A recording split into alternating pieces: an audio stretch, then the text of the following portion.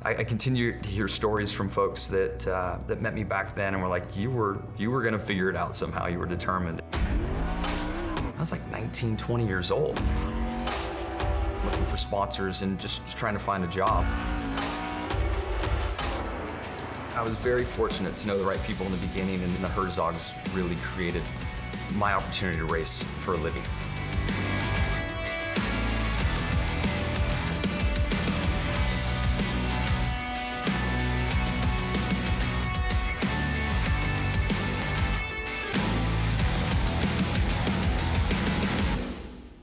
Throughout history, craftsmen, artists, and others with special sets of skills have relied on patrons who would subsidize their existence while they hone their particular skill sets. There are such benefactors in all forms of human pursuit. In the world of motorsports, one Midwestern family has rightfully earned the title Patrons of Horsepower. Father Bill Herzog and his sons Stan and Randy have made it part of their life's mission to help many start off in the sport and gain the opportunity to become true masters of their craft. I was at home and my brother called and he said, you know, I'm out here in Las Vegas and I just went to an off-road race. He said, this is the damnedest thing I've ever seen. He said, we got to get involved in this. The lure of the desert proved to be extremely strong as Stan Herzog hooked up with George Wagonblast in 1987. They competed in a Class 7 Ford pickup truck that provided an early taste of success. So the first few events that they raced together, I think Stan took that Ford Ranger that they had, raced it in a kind of a lower series, and won with it right away. And they were hooked. But it soon became apparent their pickup was not up to the task of chasing greater glory, so it was time for an upgrade. And they had bought a Bronco 2, and they were trying to enter it in some races. We hooked them up with some guys, Ted Kendall being one of them, and Ted did a great job preparing the car, made our efforts better. I ended up meeting Stan and Randy Herzog probably about, I don't know, 1990 or 91, and they had that Bronco that they'd built back east, and they were out here trying to desert race the thing, and they were having multiple problems with it. After a while, Stan decided to cut back on his desert driving, so Danny Ashcraft and Dave Mason were added to the lineup. And thanks to Ted Kendall's knowledge and experience, the Herzog Bronco 2 was transformed. So we went from barely finishing events to winning. I'm pretty proud to give them their very first victory ever, and that was at Gold Coast 300, and that was in the original Bronco 2. Unfortunately, by the end of 1990, it was apparent that the Bronco 2 needed to be put out to pasture. And they wanted to build an Explorer because the Explorers were just coming out, and so they sent us a chassis and a bunch of parts and whatever we needed, and I built that Explorer. Oh my God, that's Nirvana. And I'm out there with a Ford Explorer, which is, at the time, 500 to 600 horsepower. We had a NASCAR V6 in it. We were stuck with V6.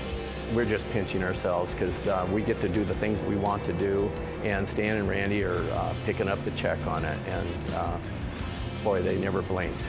You know, it was wonderful. So I'm racing for them, and I'm in my late 20s and early 30s, barely trying to make it as a concrete contractor, but you know, able to sit down with the Herzogs at night when we're racing these long races near the middle of nowhere, kind of a captive audience. Just hearing how they grew that company from what was a small paving business to one of the biggest highway light rail contractors in the United States. I learned a lot of things, and it gave me the tools to build the business that we have in our construction business. And it also gave me the tools to run an off-road racing operation that we've had now for over 30 years. There was much to learn from the Herzog family about business. In 1969, Father Bill started the Herzog Contracting Corporation, and through his strong will and determination, he made it into a leader in private rail and highway construction across North America. Along the way, Bill Herzog was an inspiration to friends and family alike. Anybody that knew Bill, he had a passion and a desire and a competitiveness that was second to none. Anyone that had the opportunity to interact with Bill or with Randy or with Stan, what you know about that family is their passion for free enterprise. The culture of Herzog, in all practical purposes, has been Bill Herzog. It's Bill who founded the company. It's Bill's principles, values, honesty, integrity, loyalty. That is really the hallmark of who Bill Herzog was. It's a hallmark of who his boys are. It's the hallmark of who the family is, and I would like to believe it's the hallmark of who this organization is today and will continue to be going forward. The Herzog's racing motto is the business of winning. It drove their off-road racing operation to strive for even more success in 1993. New driver Scott Douglas was aboard a Ted Kendall truck that had just one purpose. Stan and Randy came to me and they go, "We want to win a championship, and you and Scott have won championships before." And so we took apart the Explorer and used a lot of the parts from the Explorer and built a pickup out of it. They just said, "We want to win." That was the end thing that they wanted to accomplish, and we did. We went out there and won. We won almost every race we were in and won the championship. That was a dream come true. The pinnacle of the Herzog's 1993 off-road season was a Cinderella-style victory in the Baja town of San Felipe. It was a perfect day, no flats, absolutely unbelievable. It's the first time in history that an Unlimited 7 won the overall, and it's the only time in history it's ever happened. So it's a feather in my cap, obviously a big feather in Ted and Herzog's cap as well. And so something that I'm super proud of. The lucrative trend in off-road racing in 1994 was short course competition, where factory-supported teams battled for glory. Scott Douglas and the Herzogs partnered with Dodge for their team, but a key ingredient was missing. Well, we had bought a truck from Walker, a chassis, didn't have a motor. So 10 days before the race, we're sitting here and we're waiting for an engine. And so there was this guy named Dick Landy that was in the drag race world. And I get a hold of him, I said, "Hey, we're looking for a built big block Dodge." He calls me up about 3 hours later. He says, "I got a motor for you." I built a show car for a guy. He's never raced it. And we can pull it out of that car and I can bring it here, and all I'm gonna be able to do is run it on the dyno to make sure it's got oil pressure and it runs. You know, pro stock motors are supposed to go a quarter mile. We put it in that short course truck, and this thing would hardly idle. You know, and then Dick Landy came out to the race and he's got this stogie and he's standing over the carburetor and he runs that thing up to the rev chip, you know. Well, everybody thought we were crazy. The partnership with Dodge lasted for 2 seasons and yielded several victories and a pair of runner-up finishes in the points. But for 1996, a change was coming. I first met Jimmie at a stadium race at the LA Coliseum, I think in December of '92. I was out helping load up after the event was over, and this distinguished gentleman in slacks and a sport coat wanted to take a picture with me. I knew about him, but that was the first time I actually met Jimmie. You were like, who's the suit? Like, really? Who's wearing a sport coat at an off-road race?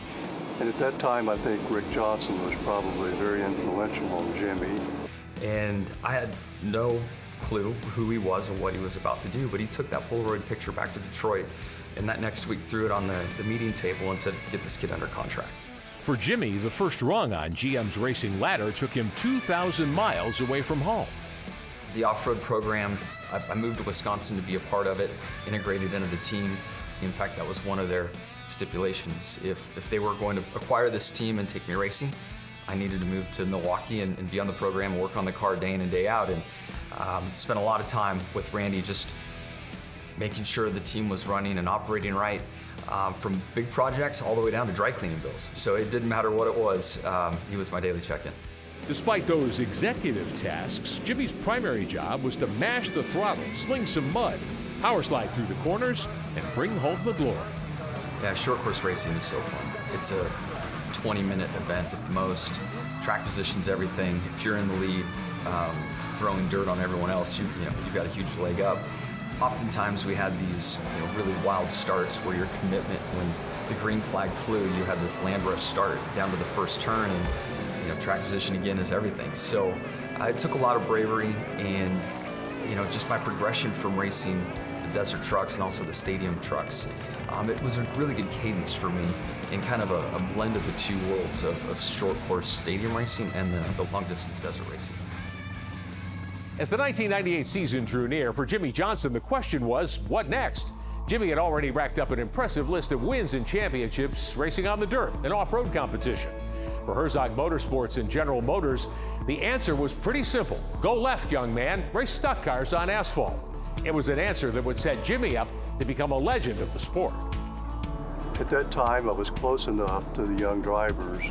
I read enough, I saw enough, I talked with them enough to be a pretty good assessor of talent. And he certainly deserved some opportunities.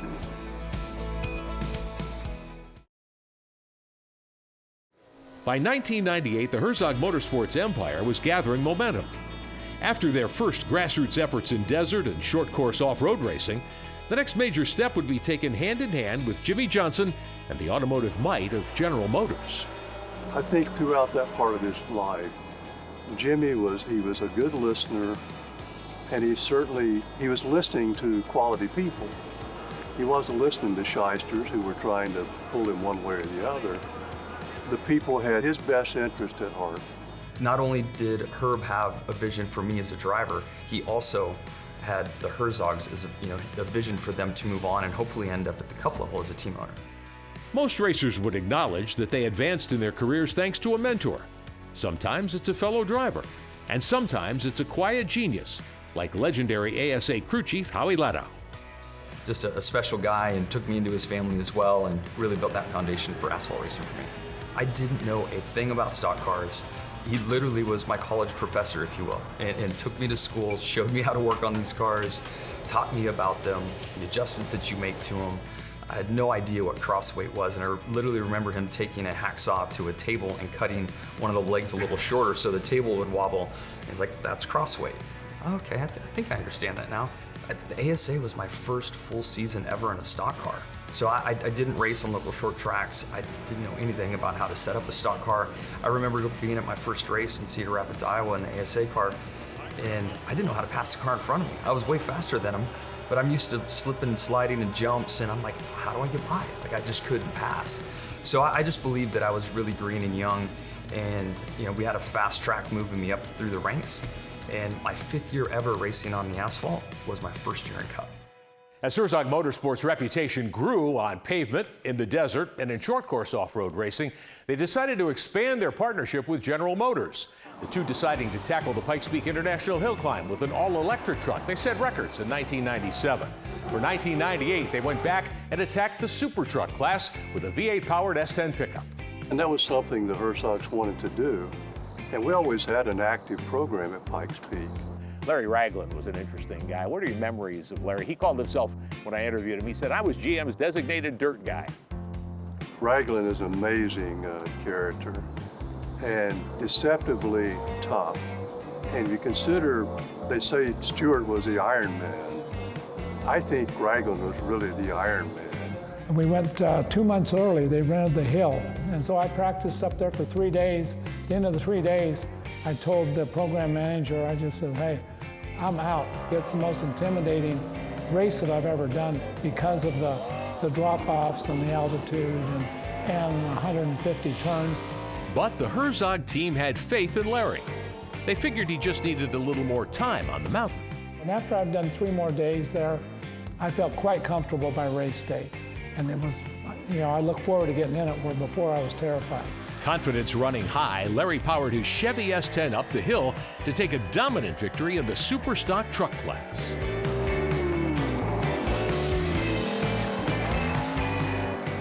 I'll always remember winning Pikes Peak.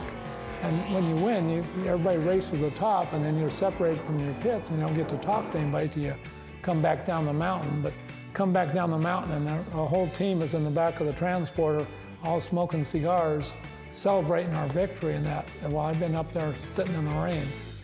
While Herzog Motorsports once again triumphed at Pikes Peak, their off-road operation also excelled at short course racing in the Midwest. In previous years, the driver had been Jimmie Johnson. But in 1998, it was a different Johnson, Ricky, who took over the wheel. When Jimmie made the switch at the end of '97 to go race ASA, they had 1 more year with their contract with Chevrolet. And Jimmie said to them, well, if you like the way I drive, why don't you hire the guy that taught me? So I went and met with Stan and Randy. What I walked away from with that meeting was one of the coolest statements that a team owner ever told me. He said, they walked up to the front of the car, and he tapped the deal, and he says, Scott Taylor likes to drive rough, and so we'll pay all your fines, and we can make plenty of front bumpers. We don't want you losing battles with him. I'm like, okay, I love it, because that was my permission to go race as hard as I wanted to, and no holds barred. They were the epitome of a badass owner. That Herzog racing mentality was tested during an eventful race weekend at Crandon in Wisconsin.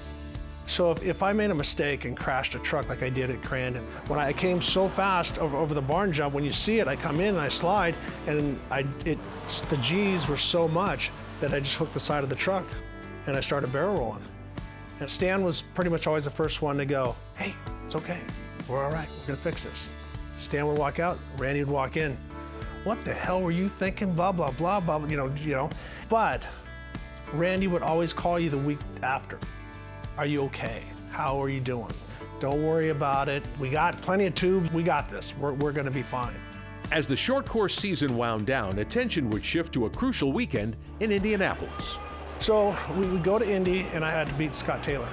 And our truck wasn't really good on the real fast tracks because it was Rod Millen built it. It was more of a short course. Like with the real tight technical stuff, I could destroy everybody. It was in a class by itself, but it didn't transfer a ton of weight, and so I would get killed, on where we needed speed. So we tried some extra weight in the back, thought we'll just get back there. So we had this extra weight in there, and they had 3 rollers coming into a corner, and I would try to triple them. Well, normally you'd hit and you just absorb a little bit. But if all that extra weight becomes a pendulum, I hit, it goes up in the air. Scott Taylor's out there rotated to turn, and I'm like, I can't, I'm in the air. I can't, there's no brakes. And right when he goes to get on the gas, I hit him right in the right rear tire.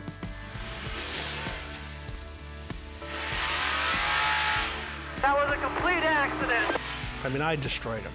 And after the race, I tried to apologize, and he wouldn't apologize. And then the next race, he ran into me a bunch of times. He said, "So now we're even." I'm like, okay.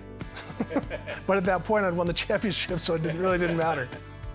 With resounding victories in the short course championship and at Pikes Peak, 1998 should have been a time of joy for the Herzogs, but there was a pall cast over the year when family patriarch Bill was critically hurt at an event in Wisconsin. It's called the Good Old Boys race. It was like an Impala or something like that, or a Chevelle that he had. And they had it all modified up and ready to go, and so Bill's out there. So I said, "Hey, we just got these new radios. Why don't we give you a radio and I can spot for you?" So Bill's out there racing around. I'm going, "You're doing great, Bill. Come on, go." I'm cheering him on the whole time. Well, he came out of down the front stretch, and I'm, "You're doing great. Go. Come on, go, go, go." And he stayed in it. And he never let off. And when he landed, it went so hard and it snapped his neck, and then all of a sudden he faded off the gas and over and stopped. So they cut the car open, they get him out, they take him to the hospital, and he's in a coma. And I felt it was my fault. And Randy says, "It's not your fault." I'm like, "But it is my fault." He's like, "No, it's not your fault." And both Stan and Randy were so good to me. All the guilt was me, not them. Because Bill was a character. I mean, you can talk to any of them. He was a wild man. I enjoyed the whole family, but I really look forward to building that relationship with him. And then when he got hurt, it broke my heart. Bill Herzog would live for more than a decade after his accident. He stayed involved with the family's racing activities. While there was sadness over the incident, there was also joy when Jimmie Johnson won the 1998 Rookie of the Year award in ASA. All signs pointed toward a brilliant year ahead. 1999 did not disappoint. Herzog Motorsports was certainly one of the dominant forces in all of racing during the 90s. They scored victories in the desert and on the dirt in short course racing. And as the decade wound down, they had great expectations for their ASA team in short track stock car racing, a team led by Jimmie Johnson. They didn't have to wait long for the team's first win. It came at Memphis in June of '99. I can still remember just the joy and almost disbelief that I was able to win, in a major touring division in stock car racing. It was just a really special moment to get my first win and really keep the momentum going, because I had these doors opening, and if you don't win, you're not going to move on. So that was a key moment in time for me. Just to cement his qualifications for moving up the stock car ladder, Jimmie won the final race of the season in ASA and fell just short of claiming the championship. He was joined that year in ASA by his longtime friend and mentor Ricky Johnson in a second Herzog Chevrolet. I followed Jimmie's footsteps, so I was the one that helped Jimmie at the beginning, helped him with motocross and helped him get in with short course and do all the different stuff. But then he was one step ahead of me. He got the Pat Schauer Rookie of the Year in ASA in '98, and I got it in '99. In other competition that summer, Herzog Racing made its annual return to Pikes Peak with the versatile Larry Ragland on hand. I drove the same truck in '99 that I'd driven in '98.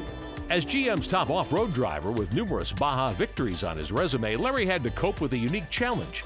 He would be racing on the mountain fresh off a long-distance effort in the desert.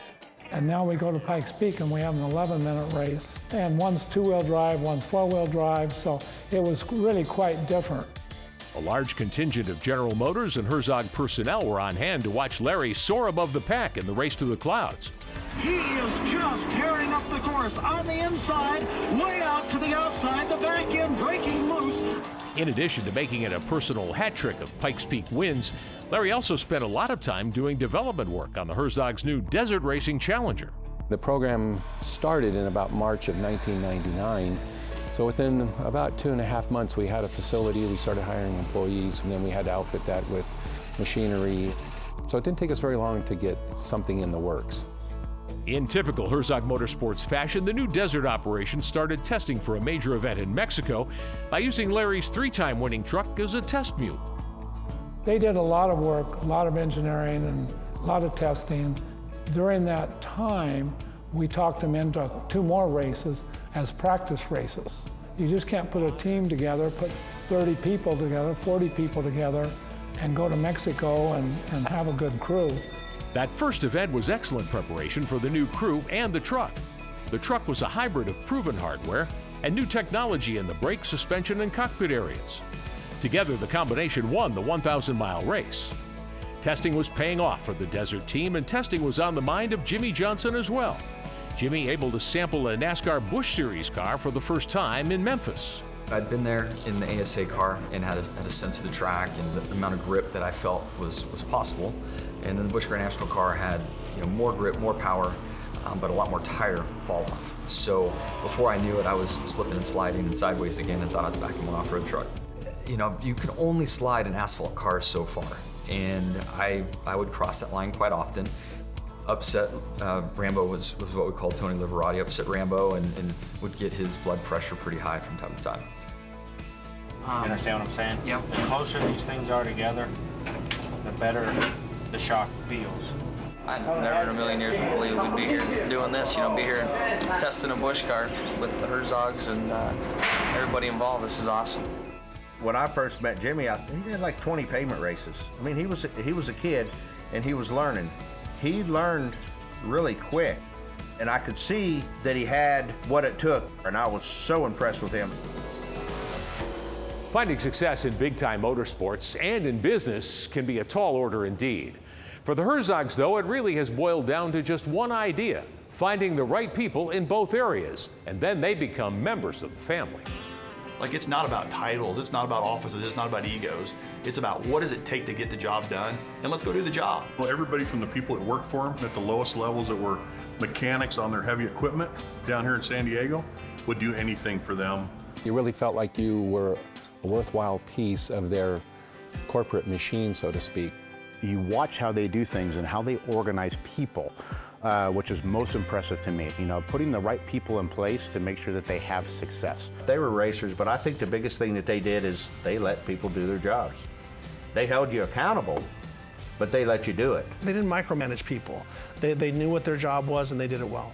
Within the industry, you know who has a track record of doing good work and doing work that building equipment and vehicles that are successful.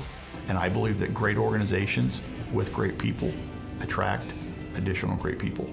And I think this company personifies what we're talking about.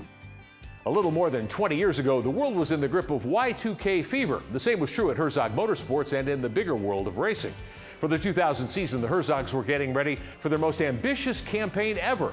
And the next thing you know, they're racing ASA and Pikes Peak, and they're in the desert, and they got the Vortec program. They had all these different programs going. That was all the way up in the year 2000 that the Herzog train, pun intended, had left the station and was on full charge.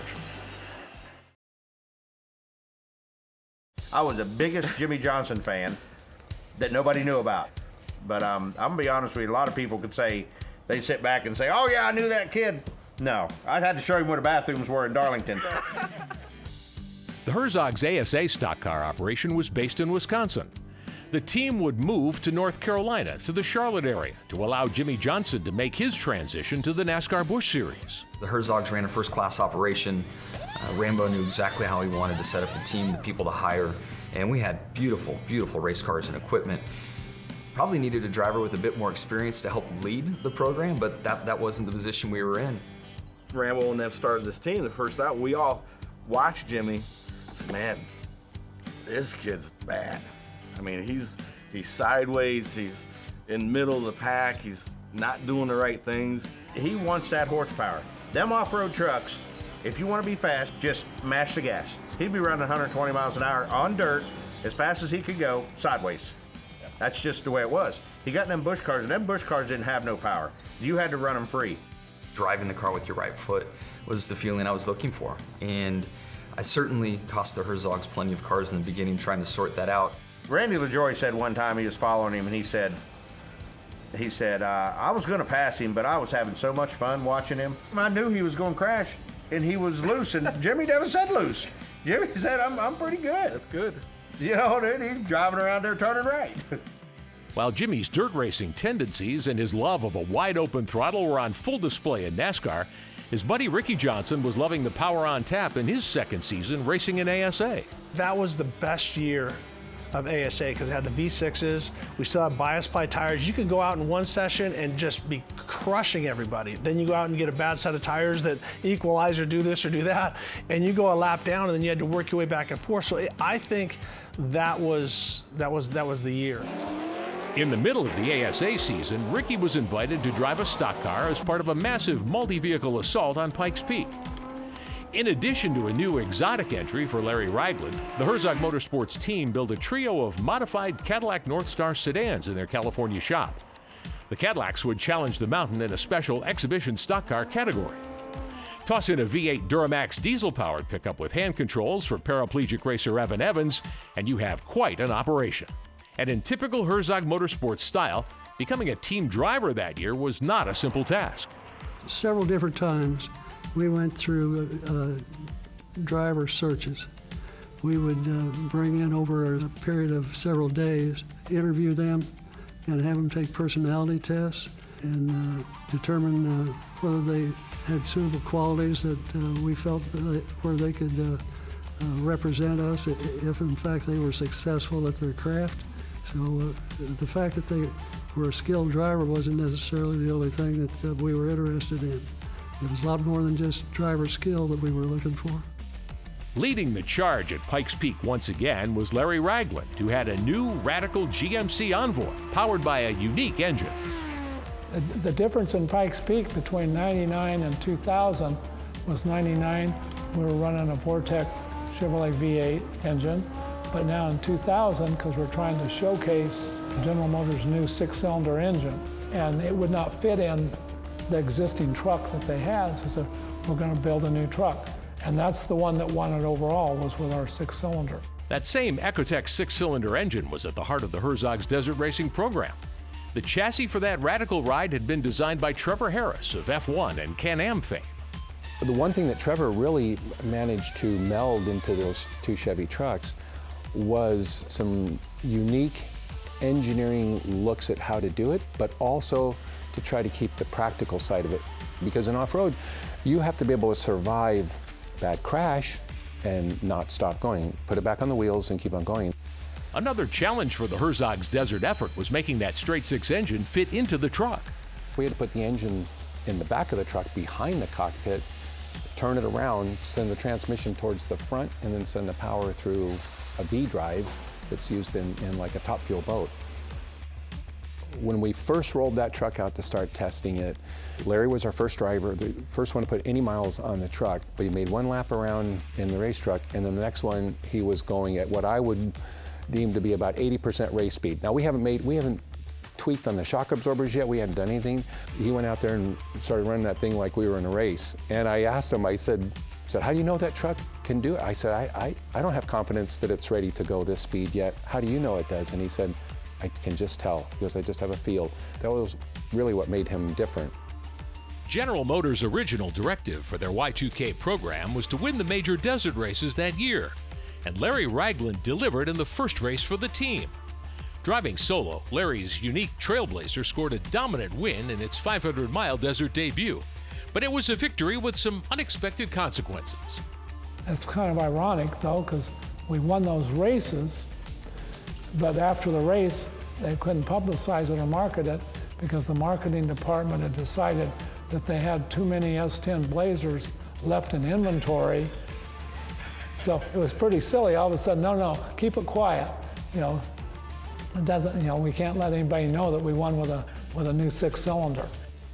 For Herzog Motorsports, the 2000 season was going along quite well. Their off-road team and their Pikes Peak effort had great results. Their NASCAR Busch Series team, though, with Jimmie Johnson driving in its first season, had some struggles. Jimmie was racing new tracks for the first time, working with a new crew chief and driving a car that had more horsepower. His results in qualifying and on race day were up and down for a good part of the season. But things took a dramatic turn when the Tour reached Watkins Glen in upstate New York. Stood on the brakes going into turn 1, and the brake line came off the caliper and pedaled to the floor. Looking back, I wish I would have turned left. I think it could have slowed the car down some, but thankfully the track had safer barriers in place before it was really kind of the thing to do. And if those weren't there, I would not have survived. But I ended up on the roof of the car because I was so happy I was alive, and I was convinced that I was not going to survive that when it was all going down. The 2000 season was a rough one for Jimmie. The Herzogs' decision to drop all their other racing operations to concentrate exclusively on NASCAR meant one thing: Jimmie Johnson's path to success was still wide open. After all, Randy Herzog had made him a promise and had made a prediction as well. Jimmie, no matter what happens or where this goes, we'll guarantee you that you're going to be a millionaire before very long. Jimmie was always good, but he didn't excel. At that point in time, you'd have to say he was certainly worth the investment that had been made in him by GM and others to get him to that point. Going into their second full season in the NASCAR Busch Series, financial pressures began to affect Herzog Motorsports. A sponsorship deal with a major pain-killing medicine brought some relief. But moving forward, it was clear that improved results would be the only cure for what ailed the team. You know, we had a strong year. Continued to run better, more consistent up front, and then eventually we did get our win at Chicagoland Speedway. Well, it come down to the end there, and I remember telling on the radio, I said, all right, boys, we're gonna put 4 tires on, and I was going around to everybody telling them, two, we're doing 2. And he come in, and we put the 2 tires on, and we went out, and we was in the lead. The 2 tires got me out in front in track position, and we were able to hang on and take the win from there. How big was that to be able to share that moment with your dad? Super special. He's been my biggest fan. Clearly the reason I got into racing. For him to experience so much of those early years with me was really meaningful for us both. If you looked at Victory Lane, Stan and Randy were there and their whole families. That was like, that's what I needed to do for them. You know what I mean? It was unbelievable. That was just a super special day to kind of put a cherry on top of the time that I had together with the Herzogs, knowing I was moving on to Hendrick the following season. Jimmie's move from the Herzog camp to one of the top teams in NASCAR's Premier Series surprised many. It came about because of Jimmie's grit, good fortune, and a conversation with another legend, Jeff Gordon. I'd been out working, I had some leads. All of those leads required me leaving Chevrolet, and they brought me that far, I just couldn't see leaving them. And I knew that Jeff was faced with a similar situation. Ford brought him up and he switched to Chevy. So I was convinced he had the answer. So I totally stalked him, laid everything out. He was very helpful, gave me some advice, how to look at things. And then I went to leave and walk out of the transporter and he said, hey, just stop 1 second. He goes, this is a total long shot. But before flying here for the race, I stopped in Charlotte, spoke with Mr. Hendrick. We're going to expand to a 4th Cup team. And your name is the only name that came up at that meeting. And then it wasn't 2 or 3 weeks later, I had a signed contract with Herzog Motorsports, and that's then when I went to, just before that, went to the Herzogs and spoke to them about the opportunity. It was a big blow, but I didn't take it personally. We didn't try to stop him, and we encouraged him to take it. They were really happy for me. I think we were all sad though. Their wisdom, their advice, their mentoring, their care for me, bringing me into their family as they did, meant the world to me then. I look back on it now and just smile with pride and joy of the time we had together and really the start of my professional career and how much they truly had to do with it. In contrast to the bittersweet situation of Jimmie's eventual departure, the Herzogs got a major boost later that year from the family's patriarch. They were opening the Kansas Speedway, and Jimmie was going to be racing, and Bill was very excited, and he wanted to stand on the line with the pit crew for the national anthem. He worked all summer really hard physically to make that happen, and it was quite a moment. And I told him afterwards, I said, you know, Bill, only you would do something like this significant, and make sure that it was on national television. It was a poignant moment. The following year brought major changes to the NASCAR team, the most significant being the addition of veteran Todd Bodine as the driver. His pairing with crew chief Tony Liberati had many wondering how the two would get along. I took the truck and I'm headed down to, I think it was Darlington. It was Darlington. And I'm headed down, and you know, them truckers are all on the radio and everything, and I'm going down, and all of a sudden I start hearing them talking. Rambo and Todd, oh hell, that ain't gonna work. They gonna kill each other. That ain't gonna work. And I mean, they just went on and on. I'm on the radio, listen to this, and of course I'm egging them on too. During the early part of the 2002 season, the odd couple pairing of Todd and Tony frequently compiled top 10 finishes. Then came their breakthrough at Kentucky Speedway. So we were struggling to run 10th, and then the rain came. But right before the rain came, I pitted. So we pitted, so the rain comes, we're like 23rd or something, and it rains out. So now we go from a night race, cool, to middle of the day, starting at 11 o'clock in the morning. Everybody pitted. We just pitted, we're out front. The gear was right for the sunny day, and we just run off and left him. Biffle was leading, come down for the checkered flag, and he did the old rubbing stuff and spun out, and we beat him to the line. That win would be the only high point for Herzog Motorsports in 2002. The team began the next season searching for sponsorship and more good results. At Darlington, he gets in the car, and I get in the window, and I take a piece of tape. You know how drivers will tape their earplugs in? Well, he didn't even have his earplugs in. I took that tape, and I reached in, I slapped him on the head with it, on his ear, and I said, now listen to me. I need 147 laps. I don't need 148. I don't need 146. I need you to listen, and we win this race. In a finish eerily similar to what we saw at Kentucky, Todd and Jamie McMurray banged their way to the finish line. The Victory Lane celebration was a classic from Bodine and Rambo. But sadly, the unsponsored Herzog team would have to be parked just a few months later. Not too long after that, though, the lure of horsepower proved too great, and the Herzogs took a straight line to a new kind of racing.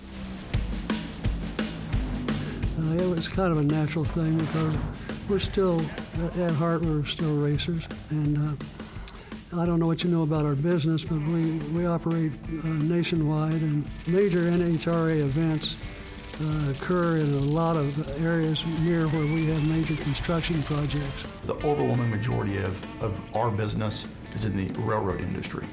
And we're one of the largest material handlers for railroads in the country. Our transit division, we carry more passengers annually than Amtrak. We're the largest privately held transit operator in the nation. We are a construction organization. We have about $3 billion in backlog. At any given point in time, we have literally thousands of people working. We have hundreds of trains moving. This is an operation that moves 24/7, 365. Business-to-business opportunities were one major factor in the Herzogs' interest in NHRA drag racing. But there was also an admiration for the brotherly bond of the Pedregons. I really think that the fact that Cruz and I were brothers, we worked real hard to get to where we were at, and I think he could really relate to that. And even though the Herzogs admired the family values of the Pedregons, racing was still a business for both parties. And every year we had to sell ourselves and make sure the program was giving him a return on his investment. And so, great businessman, Stan, and so we learned a lot. We also became friends with Stan and his family. One of the neatest things in all the experiences that I had with Stan was when we would race in Topeka. That was, to some degree, their home track, not far. And when Stan asked if we could find a place he could park his motorhome so he could bring the governor and the mayor, at that point we knew that he was invested, and not only invested, but he was enjoying the program. The Herzog-Pedregon pairing certainly proved successful. In 2007, Tony won the NHRA Funny Car World Championship. A year later, Cruz would duplicate his brother's accomplishment. The association with the Pedregons would last well into the next decade before the Herzogs would finally leave motorsports for good. After a more than 20-year involvement in all sorts of major motorsports with many victories and championships along the way, plus affiliations with every major American auto manufacturer, Herzog Motorsports can look back with pride on its many accomplishments. And the Herzogs racing legacy now has a new home, the Museum of American Speed in Lincoln, Nebraska. We really want to honor families like the Herzog family, because what they did was extraordinary. You cannot go racing in that many different venues and be successful without a team, talent, and vision.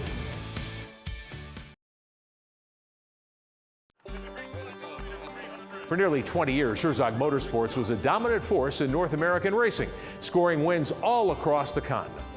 Much like Herzog Contracting Corporation has been a dominant force as well in its field for more than 50 years. Not bad for a family business that began in America's heartland. The lure of horsepower remains strong, however, and now the Herzogs are back, partnering with this place, the Museum of American Speed in Lincoln, Nebraska. If we're going to be a perpetual company, then we need to codify those areas of our history that maybe we don't participate in today, but they're vital to who we are. And really, it's protecting the legacy of Bill, telling the story of Bill, of Stan, of Randy, the family, and all of those employees that helped make it happen. Well, with the Herzogs' interest in working with us and their donations and their vehicle loans, it allows us to do things that we've long wanted to do. We've always wanted to have a Pikes Peak display. We've always wanted an off-road display, but we needed the stimulus, and so they're the accelerator for us. They're getting us from where we are to where we want to be. The Museum of American Speed was the brainchild of racing legend Speedy Bill Smith, the founder of Speedway Motors. His vision was that he wanted one place where you could come and see the continuous chronology of what was attempted in the pursuit of speed. And the collection has grown from just having a single focus of the evolution of engine technology and the pursuit of speed to include other collections that are car-centric. Among those other exhibits at the museum, LP records from the 60s with an automotive theme, movie posters dating as far back as the early 1900s, and a vast array of pedal cars and tin toys from all over the world. The Museum of American Speed has been rated the #1 automotive attraction in the entire country. You know, the vehicles, they're interesting, but it's the human story that really connects with our visitors. There are so many parallels between William Herzog and William Smith. I mean, it took good Bills to drive these teams, but when you think about it, they were teams that were created out of their personal passion. Bill Smith certainly deserved his Speedy nickname. Over the years, Bill participated in a huge range of racing disciplines as a driver, a sponsor, and a team owner. Variety was certainly the spice of life for both families. The Herzogs are exactly the same way. You cannot go racing in that many different venues and be successful without a team, talent, and vision. Because we all know what it took to be successful, and to do it as a family is really, you know, that's actually the true blessing, because it's the journey. It's not the destination, it's not the trophy. But when you think about the number of drivers that the Herzogs were successful with, that was extraordinary. It wasn't so much that those guys worked for us. We worked together on stuff, and I think that's why it worked. Every one of them was special, and every one of them committed a very important part of their lives to do what they did for us. Sadly, a few weeks after this interview, Randy Herzog passed away. He leaves behind an unmatched legacy of a family's passion for motorsports.